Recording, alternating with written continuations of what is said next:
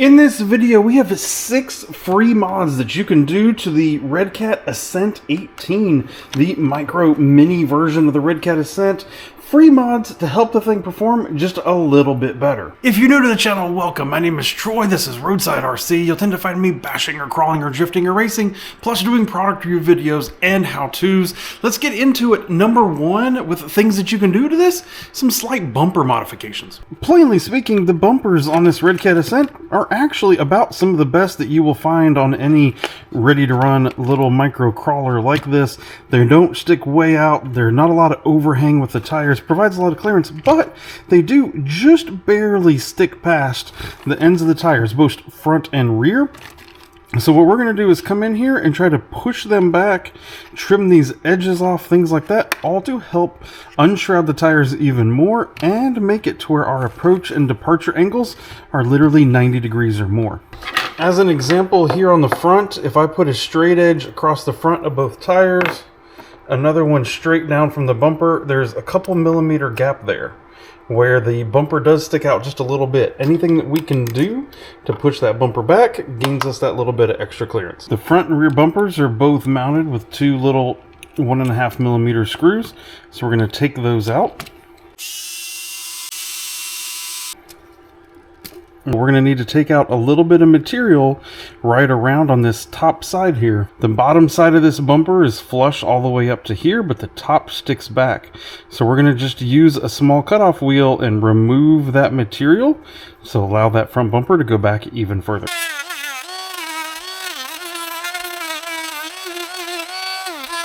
While we're here, we're going to go ahead and take off these little nubs on the end. Now, this is up to you as to how aggressive do you want to get. Do you just want to take off this little nub here? Do you want to go all the way to this open portion? How aggressive do you want to get with removing your bumper? Completely up to you. We can now push this back in, and it slides all the way back in there on this truck. In fact, it's back so far, I doubt it's going to come through on the camera. You're almost seeing the original mounting holes poking out the back side here. It's actually that far back in there. Now, one thing I'll note is it looks like this, as it sticks out the back, is now right there at that servo horn. And I'm going to shorten these nubs up a little bit so they don't stick out as far out the back. Now, obviously, we need new holes in here. So I have this little twist drill set up here. I can provide you a link down in the video description. A little 1.5 millimeter bit, and we can come in here and just make a mark as to where the holes need to be in each arm with them pushed all the way in. Then when we pull it off, they have beautiful little marks, and we can go ahead and finish drilling the rest of the way through. For the rear bumper here, I actually just did the exact same thing. I ground down just like I did on the front bumper, but then I also took just the smallest amount off of this rear bumper mount itself also to get it. So now this bumper just barely sticks past the body here on the rear. And on the front, it's literally about as flush with the body as you can possibly get. So we just gained ourselves a millimeter or 2 of clearance, both front and rear. The second free item that we're going to do is all about the shocks here. So you notice they give us multiple shock mounting locations, both front and rear, which is awesome. They're not in the all the way rearward one in the front or the forward one in the rear. And I'm going to do that. I'm going to move those shocks in because then that will give us a little bit more angle on both the shocks. It should reduce the total ride height very, very small amount, but everything that you can do to get the truck down low will help reduce your low center of gravity and should make the truck overall perform better. Before we do this, we're going to measure, that's about 62 millimeters in the front. And yeah, about the same, 63 millimeters in the rear. The shocks are attached with a 1.5 millimeter bolt that goes all the way through to a nut on the other side. Typically I would use my little T-wrench, but it doesn't quite fit in there. So I'm cheating and using a pair of needle nose pliers. Yeah, that's about 61 in the front. Ooh, and about 60 in the rear. It actually dropped it even more. So about 1.5 millimeters in the front, about 2 to 3 millimeters in the rear. This next part is all about weight bias. When we tested this vehicle at the first tier stock, 50-50 side to side, 50-50 front and rear. So we're going to look at, can we move any weight from the rear to the front? We're going to start with the ESC and the battery. Where can we move those to the front, even if it's just to the side skids? How do we get them away from that rear? So we have this whole tray, we have the battery itself, we have the ESC. What I'd like to do is figure out, can the ESC move all the way up here to the front and just get it out of that way completely, period. The battery's too big to fit up there. So unless you're going to run a smaller battery, such as this little 400 milliamp 2S that I found on Amazon. Yes, it's only a 30C, but this is a low power crawler application. 400 milliamp has the correct battery plug on it, and it could actually just mount right up there up front and be great for this vehicle. That requires you to purchase a battery. I'll leave you a link down in the video description below. But what we're going to try to do here today is move this battery over here to the side or on top of the motor here. We're trying to get this receiver all the way to the front. Pulled the Velcro out of here and snipped one wire tie here in the middle, and now it looks like we need to hit 1, 2, 3, 4 screws in order to get this battery box up and out.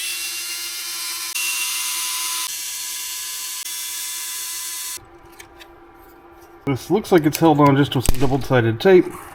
So a flat blade screwdriver pops it right off. There we are, and now it is loose and it has plenty of room to make it all the way up here. Now at this point, you have a choice. You could double-side tape this thing right back down to this side skid. That'll keep your weight nice and low, but you can still be moving it noticeably forward compared to where it was before. Or you can double-side tape it up to this little panel that they have up here at the top. It's completely your choice. It depends. Do you like to do a lot of side hill stuff and you want to have that weight a little bit lower? Are you climbing? A lot of the stuff that I tend to do is tend to be more up and over, and so as much weight all the way to the forward as possible really benefits me. Honestly, the receiver doesn't really weigh that much anyway, so I don't think we're talking about too much weight either way. But I think in order to maybe free it up the most, I'm going to put it up here, but clearly you have choices based on your driving preferences. Now with the factory battery, where do we want to move this? It was way back here, so anywhere we move it in front of that is going to be helpful. If you are more concerned about how low the center of gravity is, we can actually do a double-sided tapey thing right here. It does not look like you can lay it down flat because it'll be too wide for the body. The other thing that I'm trying to figure out is there a way that I can mount it sideways right here behind the transmission? It looks like if we make it just there, it'll be forward. It's not going to be forward a lot from where we were before, but maybe there's a way that we can make it forward from there. Have plenty of room to get it in, still plugs in. I honestly think for me and what I'm going to do, long term, I'm probably going to swap to an even smaller battery, and I will just leave it on the side rails here, something like this. So what I'm going to do is just worry about using some Velcro here, attaching the Velcro down to the chassis here, taping some Velcro to the battery, and then the battery just Velcros right onto it like that. We'll do it with the factory battery right here because we're talking about free or no cost mods, so I'm not going to include this battery. There we go, and just like that, all I did was take these two screws off, screw the Velcro down in its place, double-sided tape, attach Velcro to the battery, thunk, there it goes. Now it plugs in. Once the body is on, it's not going to go anywhere. It's not going to have too much room of movement. And obviously this will work much better with something a smaller battery like this 400 milliamp. The other idea that I think will work really well is that when you take these two screws off, part of this whole lower skid actually comes loose. So if you do that, you can actually wrap a piece of Velcro around this skid. It'll come right out of this crack here, and you'll be able to actually just strap your battery down with a Velcro strap around the whole battery right here. I think that might be maybe a more durable solution. So if you're doing a bunch of careful crawling, maybe this will happen. If you tend to do a bunch of crashing, maybe you want to do one where you're actually holding it all the way in. With these two moves complete, you actually free up item number 4 back here, which is now we can start taking out some of this weight back here that maybe otherwise we don't need. This rear plate, don't think we really need it. All of the mass around the body here, body mount, probably don't need it. So one screw here, another screw right behind that dang shock on each side, and then this plate comes out. may end up cannibalizing it, leaving a little bit of the plate there or up here between the shocks, just to eliminate a little bit of how much this chassis can flex. But then the other thing is, I think there's a lot of opportunity to come in here and take some of this material out of this rear body mount and bumper mount without really impacting any kind of performance, but getting rid of gram by gram back here in the back that we don't need. I think similarly with this metal chassis that we have, I don't think any of this back here is actually necessary. I think we can actually come in and probably cut through somewhere right about here and just get rid of this whole leg of this rear shock tower that sticks up.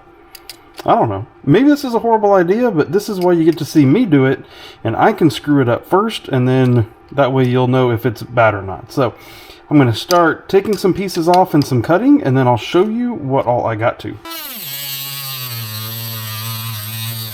Alright, and there we go. Rear cut off, little bit notches taken out of this. Now this axle can actually have more room to travel up than I believe it did before, so that's awesome to see as well. With all of this done, we then work on to number 5, which is, I noticed that when the front suspension compresses, the first thing that touches is these edges of the servo and servo mount. They actually hit those frame rails before anything else does. Now, I don't think that this is going to be an issue for most folks, but when you do flex the chassis up, it gets right there to hit it. So all I'm going to do is take my grinder and just take the edges of these off. I mean, literally, I'm talking like a millimeter or so. Edges off of that servo and servo mount horns that stick out there on each side, and that's just going to take that little bit, allow that little bit extra travel in certain situations. We're on to number 6 of our ideas here, and it is to trim the body a little bit. This truck does get into a situation just like it did in the 10th scale. Hard turn, flexing up. The tires will actually catch the body right here on the edge.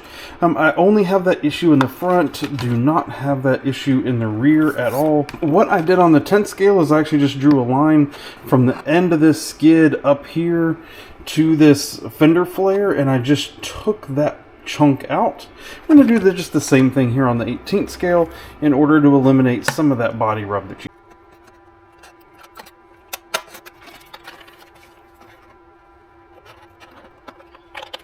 Now it's a moment of truth here. We had 50-50 weight bias. Now we are 55-45.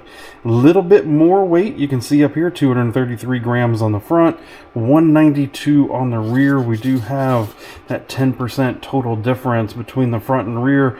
Awesome. That is a step in the right direction to help us improve the performance of this truck. If you are considering getting this Redcat Ascent, or if you just picked it up and you want to know some free things that you can do to make it a little bit better, I hope this video was useful for you.